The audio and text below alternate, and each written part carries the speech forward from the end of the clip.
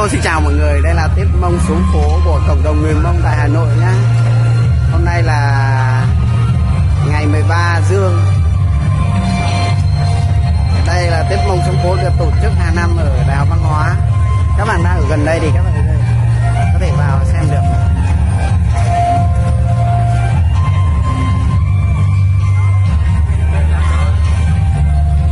Bây giờ mình sẽ đưa các bạn đi xem cái gian hàng ẩm thực của tiếp Mông xuống phố. Đi vào trong này đi. Đi vào xem. Rất nhiều gái xinh các bạn ạ hôm nay.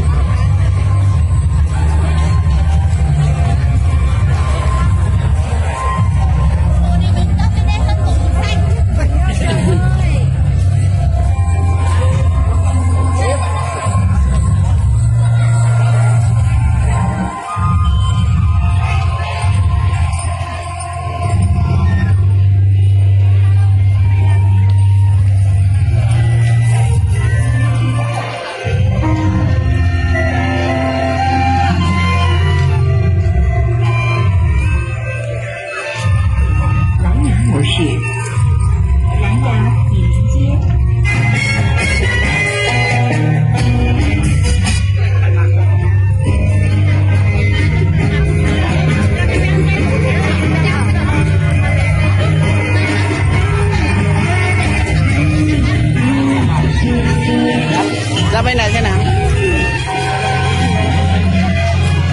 Anh bảo cái đội nào ở đâu? Anh bảo cái gì ở đâu đây? Như ấy. Như á? Như ở trên đây.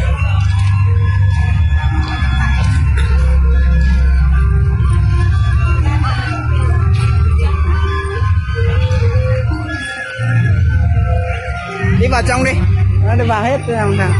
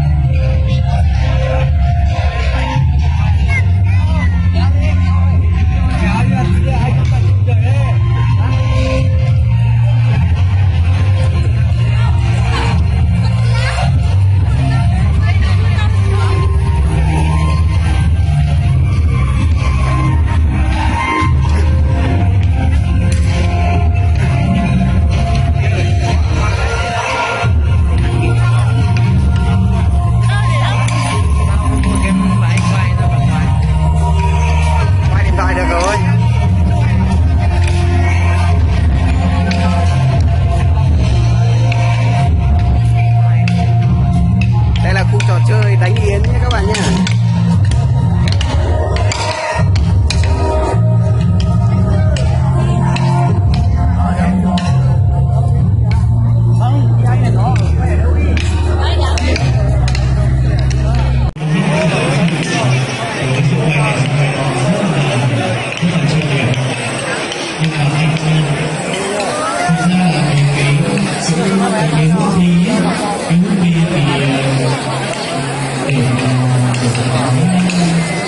Ví dụ như là quảng bá hoặc là ta muốn để cho cộng đồng rất là cần khác biết về cái phong tục tập quán của mình, nhưng mà khi quảng bá là quảng bá như không ra cả, tức là ai mà đem ra để